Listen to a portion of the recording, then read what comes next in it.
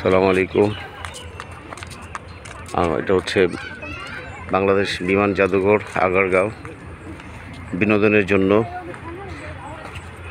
যারা দূর দেশে থাকেন, ঢাকার বাইরে থাকেন, তাদের বাচ্চা কাচ্চাকে নিয়ে আমন্ত্রণ জানাচ্ছি।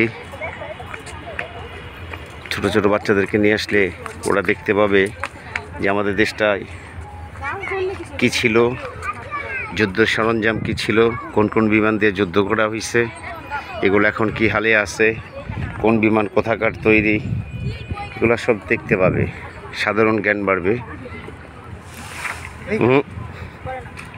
তো আসেন বাচ্চা কাচ্চা নিয়ে, পরিবেশটা খুবই ভালো।